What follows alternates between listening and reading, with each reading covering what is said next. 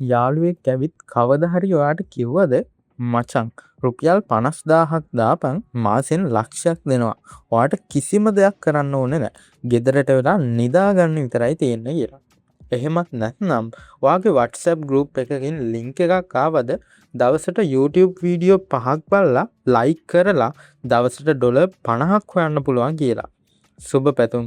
ඔයා මේ බේරලා තියෙන්නේ ලෝකේ දරුණුම සහ කපටිම මූල්‍ය වංචාවකි. ඒ තමයි පොන්සි ස්කීම්. හලෝ යාළුවනේ. අද අපි කතා කරන්න යන්නේ ලංකාවේ අපේ මිනිස්සුන්ගේ සල්ලි කෝටි ගණනින් සූරාගෙන කන හැබැයි පේන්න හරිම ලස්සනට නීත්‍යානුකූලයි වගේ පේන පොන්සි ස්කීම් ගැන.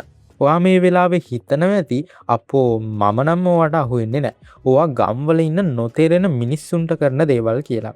හැබැයි යාළුවනේ මේ වීඩියෝ එක ඉවර වෙනකම් බැලුවොත් ඔයාට තේරෙයි ඔයාගේ පවුල කෙනෙක් ඔයාගේම හොඳම යාළුවෙක් එහෙමත් නැත්නම් සමහර විට ඔයාම මේ වෙද්දිත් මේකට අහු වෙලා ඉන්නවා වෙන්න පුළුවන් කියලා. මොකද අද කාලේ මේක එන්නේ ෂූට් කෝට් ඇඳගත්තු මහත්තුරු විදිහට නෙවෙයි. ඔයාගේ අතේ තියෙන ස්මාර්ට් ෆෝන් එක ඇතුලෙන්.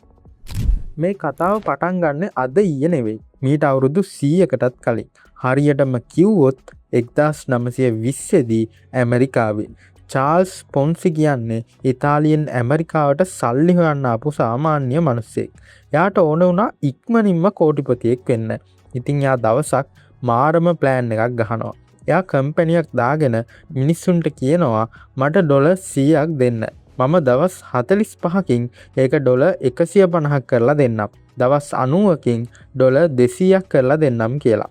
සාමාන්‍යයෙන් බැංකුවකින් ඒ කාලේ දුන්නෙත් අවුරුද්දටම 105ක වගේ ලාභයක්. ඉතින් මිනිස්සු මුලින් මේක විශ්වාස කළේ නැහැ. හැබැයි පොන්සි මොකද කළේ? මුලින්ම ආපු අයට පොරොන්දු වුණ විදිහටම දවස් 45න් ගාණ දුන්නා. මේක දැක්කම අනිත් මිනිස්සුන්ට පිස්සු හැදුනා. අඩේ මේක සිරා කම්පැනියන්න කියලා ගෙවල් උකස් කරලා බැංකුවල තිබ්බ සල්ලි අරගෙන ඇවිත් පොන්සිට දුන්නා. මාසෙකට ඩොලර් මිලියන ගණනක් යාට ලැබුණා. හැබැයි යාළුවනේ පොන්සි මේ සල්ලි වලින් මොනවා හරි බිස්නස් එකක් කළාද? නෑ. කිසිම බිස්නස් එකක් කළේ නෑ. එයා කළේ අලුතෙන් එන අයගේ සල්ලි අරගෙන පරණ අයට ලාභයේ විදියට දෙන එක විතරයි. එයා ඊතුරු සල්ලි වලින් මාලිගා වගේ ගෙවල් ගත්තා. රත්තරන් එකතු කළා. මේක තමයි ලෝකේ පළවෙනි පොන්සි ස්කීම් එක. එදා ඉඳන් මේ විදියට කරන හැම වංචාවකටම කිව්වේ පොන්සි ස්කීම් කියලා. හැබැයි ප්‍රශ්නේ තියෙන්නේ 1920 දී ඇමරිකාවේ බිහිවුණු මේ යල් පැන ගිය වංචාව අද 2026 වෙද්දී ලංකාවේ අපේ WhatsApp, Facebook සහ Telegram group වලට ආවේ කොහොමද? ඒක ඊට වඩා මාරම ගේමක්. මම ඒක පැහැදිලි කරන්නම්. මෙන්න මෙහෙමයි මේක වැඩ කරන්නේ. සරලවම කිව්වොත් මේක අනුන්ගේ සල්ලි වලින් තමන්ගේ සාක්කුව පුරවා ගැනීමක්. හිතන්නකො මම තමයි කම්පැනි එකේ අයිතිකාරයා කියලා. මම ඔයාට කියනවා රුපියල් 10000ක් ආයෝජනය කරන්න. මම ඔයාට මාසෙට රුපියල් 2000 ගානේ ලාභයක් දෙනවා කියලා. ඔයා 10000ක් මගේ අතට දෙනවා. ඊළඟට ඔයාගේ යාළුවා එනවා. එයාත් මට 10000ක් දෙනවා. මම මොකද කරන්නේ? මම අර යාළුවා දුන්න 10000න් රුපියල් 2000ක් අරන් ඔයාට දෙනවා. මෙන්න ඔයාගේ පළවෙනි මාසේ ලාභය කියලා. මගේ අතේ තව 18000ක් ඉතුරුයි. ඔයාට මාර සතුටුයි. ඔයා හිතනවා අම්මට සිරි මේ කම්පැනිය බොරු නෙවෙයි කියලා. ඔයා ගිහින් ගමේම ඔෆිස් එකේම ඉන්න මිනිස්සුන්ට කියනවා. අන්න ඒකට තමයි ලංකාවේ අය අහුවෙන්නේ. අපේ අය බලන්නේ අපේ අයියට සල්ලි ආවා. ඒ නිසා මේක ඇත්ත කියලා. හැබැයි එයාලා දන්නේ නැහැ ඒ අයියට ලැබුණේ තමන්ගේම අසල්වැසියාගේ සල්ලි වලින් කොටසක් කියලා. මුලින් එන අයට සල්ලි හම්බෙනවා. අන්තිමට එන අයගේ සල්ලි ටිකට තට්ටු වෙනවා. හැබැයි ඔයා හිතනවා නම් ලංකාවේ මිනිස්සු මේ තරම් මෝඩ නෑ කියලා ඔයාට වැරදිලා. අද කාලේ පොන්සිකාරයෝ එන්නේ ඔයාට තේරෙන්නේ නැති වචන පාවිච්චි කරගෙන. ඒ මොනවද බලමු. දැන් ලංකාවේ පොන්සි ස්කීම් කාරයෝ ඉස්සර වගේ සූට් කෝට් ඇඳගෙන ගෙයින් ගෙට එන්නේ නැහැ. එයාලා එන්නේ ඩිජිටල් ෆෝමැට් එකේ. මේවා ප්‍රධාන ಜಾති කිහිපයකින් එනවා. පළවෙනි එක ක්‍රිප්ටෝ ට්‍රේඩින් සහ ෆොරෙක්ස්. මේක තමයි අලුත්ම ට්‍රෙන්ඩ් එක. මේගොල්ලෝ කියනවා අපිට සල්ලි දෙන්න අපි වාගේ සල්ලි වලින් බයිනෑන්ස් එකේ හරි ෆොරෙක්ස් හරි ට්‍රේඩ් කරලා ලාභ දෙනවා කියලා. එයාලා පෙන්නනවා ලොකු ප්‍රස්තාර බොරු ඇප් වල ස්ක්‍රීන්ෂොට්. හැබැයි ඇත්තටම කිසිම ට්‍රේඩ් එකක් වෙන්නේ නැහැ. එයාලා කරන්නේ අර කලින් කිව්වා වගේ අලුත් අයගේ සල්ලි පරණ අයට දෙන එක. දෙවෙනි එක ඇඩ් බලන ලයික් කරන ජොබ්ස්. මේක ලංකාවේ තරුණ ළමයි ගොඩක් අහුවෙන තැනක්. VIP පැකේජ් එකක් ගන්න රුපියල් 50,000ක් දීලා දවසට TikTok වීඩියෝ 10ක් බලලා ලයික් කරන්න ඩොලර් 10ක් දෙනවා. හිතන්න යාළුවනේ ලෝකෙ කොහෙද වීඩියෝ එකකට ලයික් කරනවට මෙච්චර ගෙවන්නේ. මාසයක් දෙකක් මුන් සල්ලි දෙනවා. ඔයාලා තව සල්ලි දාලා ලොකු පැකේජ් ගත්තම මුන් සයිට් එකත් වහගෙන පැනලා යනවා. තුන්වෙනි එක පිරමීඩ භාණ්ඩ විකිණීම. ඔයාට මතකද ඉස්සර ගස් වමන ස්කීම් තිබ්බා. එක පැලයක් ගන්න අවුරුදු 5කින් ලක්ෂයක් දෙනවා කිව්වා. අද ඒක වෙනස් වෙලා එනවා එක එක මැජික් බෙහෙත්, කොමාරිකා ජූස්, පියුරිෆයර් වගේ දේවල් වලින්. භාණ්ඩයක් තිබ්බ පමණින් ඒක නීත්‍යානුකූල වෙන්නේ නැහැ. යාළගේ ප්‍රධාන අරමුණ භාණ්ඩ විකුණන එක නෙවෙයි. අලුත් සමාජිකව බඳවා ගන්න එක නම් ඒක අනිවාර්යයෙන්ම පිරමීඩයක්. දැන් ඔයාට හිතේ මේවා මෙච්චර පැහැදිලිව බොරු කියලා පේද්දිත් ඇයි බං මිනිස්සු මේවට අහු වෙන්නේ කියලා. හොඳට ඉගෙන ගත්ත බැංකුවල වැඩ කරන අය ඩොක්ටර්ස්ලා ඉංජිනේරුවරු පවා මේකට අහු වෙනවා. ඒ අය දන්නවද? ඒකට බලපාන මාරම මනෝවිද්‍යාත්මක රහසක් තියෙනවා. අපි ඒක බලමු. අපි හැමෝම කැමති මහන්සි වෙන්නේ නැතුව ලේසියෙන් සල්ලි හොයන්න. ඒක මනුස්ස ස්වභාවය. මේ කම්පැනියේ දුර්වලතාවයට තමයි ගහන්නේ. මේකට ප්‍රධාන හේතු දෙකක් තියෙනවා. පළවෙනි හේතුව තමයි කෑදරකම. අපිට බැංකුවෙන් දෙන 10%ක ලාභය මදි අපිට ඕනේ මාසින් 100%ක් සල්ලි ඩබල් කරගන්න. මේ කෑදරකම නිසා අපේ මොලේ තර්කානුකූලව හිතන එක නවත්තනවා. දෙවෙනි සහ භයානකම හේතුව තමයි fear of missing out. ඒ කියන්නේ අනිත් අයට ලැබෙද්දි මට නොලැබී යයිද කියන බය. හිතන්නකෝ ඔයාගේ ඔෆිස් එකේ ඩෙස්ක් එක එහා පැත්තේ ඉන්න යාළුවා අලුත් බයික් එකක් ගන්නවා අර ස්කීම් එකෙන් ආපු සල්ලි වලින්.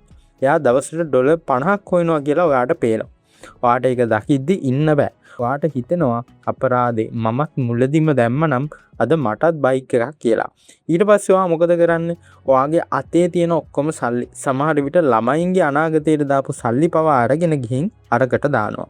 මුල් මාසවල නියමයට සල්ලි කියලා ඔවුන් ඔයාගේ විශ්වාසය දිනා ගන්නවා. ඔයා ඒ වෙලාවේ ඉන්නේ හරියට නිින්දෙන් නැවිදිනවා වගේ තත්ත්වයක. හැබැයි මේ ලස්සන හීනේ හැමදාම තියෙන්නේ නැහැ. එක දවසක මේක අනිවාර්යයෙන්ම පුපුරලා යනවා. අන්න ඒ වෙලාවට තමයි මිනිස්සුන්ට යන්න එන්න තැනක් නැති වෙන්නේ. සිය දෙවි නසා ගන්න. කොහොමද මේ පිපිරීම සිද්ධ වෙන්නේ? ඕනෑම පොලිසි ස්කීම් එකක ආයු කාලය තීරණය වෙන්නේ අලුතෙන් එකතු වෙන මිනිස්සු ගාන අනුවයි. මේ කම්පැනි වලට හැමදාම අලුත් මිනිස්සු හොයන්න බෑ. එක දවසක් එනවා අලුතෙන් කවුරුත් බැඳෙන්නේ නැති. එහෙමත් නැත්නම් කම්පැනිය ගැන පොලිසියෙන් හොයන්න ගන්න දවසක්. අන්න එදාට මොකද වෙන්නේ? අලුත් සල්ලි එන්නේ නැහැ. ඒ කියන්නේ පරණ අයට ලාභය ගෙවන්න සල්ලි නැහැ. ඊට පස්සේ කම්පැනි එකෙන් එක එක නිදහසට කරුණු කියන්න ගන්නවා. අපේ සර්වර් එක අප්ඩේට් කරනවා දවස් 3කට. මහ බැංකුවෙන් අපේ account හෝල් කරලා පොඩි ටෙක්නිකල් අවුලක් ලබන සතියේ ඉඳන් සල්ලි දානවා කියලා Telegram group එකේ message එකක් දානවා. යාළුවනේ මතක තියාගන්න. මේක තමයි පළවෙනිම red flag එක. ඒ කියන්නේ නැව ගිලෙන්නයි යන්නේ. තව සති දෙකකින් බලද්දි අර කිව්ව වෙබ්සයිට් එක නැහැ. WhatsApp group එකෙන් ඇඩ්මින්ලා ඔක්කොම left වෙලා. කෝටි ගණනක් අරන් අර කම්පැනි අයිතිකාරයෝ රට පැනලා. එහෙමත් නැත්නම් හැංගිලා. අන්තිමට සල්ලි දාපු අහිංසක මිනිස්සුන්ට තමයි තමන්ගේ ගෙවල් දොරවල් ඉඩකඩම් රත්තරන් බඩු ඔක්කොම නැති වෙලා මහපාරට බහින්න වෙන්නේ. හරි. දැන් ඔයා අහයි මම කොහොමද බං හරියටම මේක පොන්සි එකක්ද නැත්නම් ඇත්නම් බිස්නස් එකක්ද කියලා අඳුරගන්න කියලා.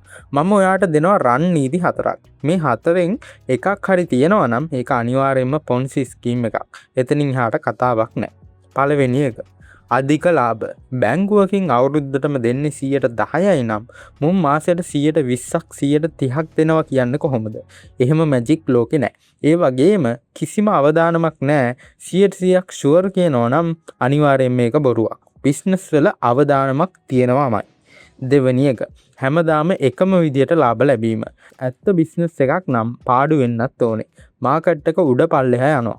හැබැයි මේ වගේ හැම මාසෙම ලෝකෙ මොනවා වුණත් අර පොරොන්දු වුණ ගානම දෙනවා නම් ඒක අනිවාර්යයෙන්ම වංචාවක්.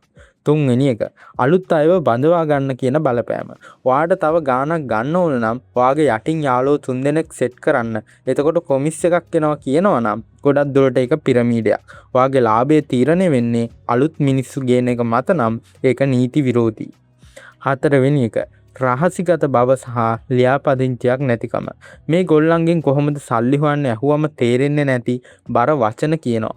අපි AI ආබිට්‍රාජ් බොට් කෙනෙක් පාවිච්චි කරන්නේ. බ්ලොක්චේන් ඇල්ගොරිතම් එකෙන් කරන්නේ වගේ ඉංග්‍රීසි වචන දැම්මම අපේ අය රැවටෙනවා. වැදගත්ම දේ තමයි ශ්‍රී ලංකා මහ බැංකුවේ ලියාපදිංචි වෙලා නැත්නම් කවුරු මොනවා කිව්වත් ඔයාගේ සත පහක්වත් ඒකට දාන්න එපා. යාළුවනේ, ලෝකේ සල්ලි හොයන්න කෙටි පාරවල් නැහැ. මහන්සි වෙලා හරි මාර්ගෙන් මොලේ පාවිච්චි කරලා හම්බ කරන සල්ලි වල තමයි නියම වටිනාකම තියෙන්නේ. ඉක්මනින් සල්ලි හොයන්න ගිහින් ඔයාගේ අම්මා තාත්තා දුක් විඳලා ජීවිත කාලෙම එකතු කරපු සල්ලි එහෙමත් නැත්නම් ඔයා අවුවේ වැස්සේ කට්ට කාලා දාඩිය මහන්සියෙන් හොයපු සල්ලි මේ වගේ කුණුහරුප වංචාකාරයන්ට පූජා කරන්න එපා. එයාලා සුඛෝපභෝගී වාහනවල යද්දී ඔයාට වෙන්නේ අඬ පොලිසි ගානේ යන්න. ඔයාගේ පවුලේ අයට අදම ඔයාගේ දෙමව්පියන්ට සහෝදරයන්ට මේ ගැන කියලා දෙන්න. වයසක අය මේවට රැවටෙනවා හරිම ලේසි. ඒ නිසා මේ වීඩියෝ එක අනිවාර්යයෙන්ම ඔයාගේ WhatsApp group වල Facebook එකේ යාළුවොත් එක්ක share කරන්න. මොකද ඔයාගේ ඒ එක share එකකින් අහිංසක මිනිස්සෙක්ගේ මුළු ජීවිත කාලෙම ඉතුරුම් ටික මේ පොන්සි කාර්යයන්ගෙන් බේර ගන්න ඔයාට පුළුවන් වෙයි. ඔයා තවමත් මේ YouTube channel එක එහෙමත් නැත්නම් මේ Facebook page එක subscribe හරි follow හරි කරලා නැත්නම් දැම්ම පල්ලෙහෙන් ඒක කරන්න. like එකක් දාලා ඔයාගේ අදහසත් පල්ලෙහෙන් comment කරන්න. ඔයාටත් මේ වගේ අත්දැකීම් තියනවාද? ඔයාගේ යාළුවෙක්ට මේ වගේ දෙයක් වෙලා තියෙනවද කියලා අපි ඒ ගැන කතා කරමු. එහෙනම් තවත් වීඩියෝ එකකින් අපි ළඟදිම හමු වෙමු. පරිස්සමින් ඉන්න. ජය වේ.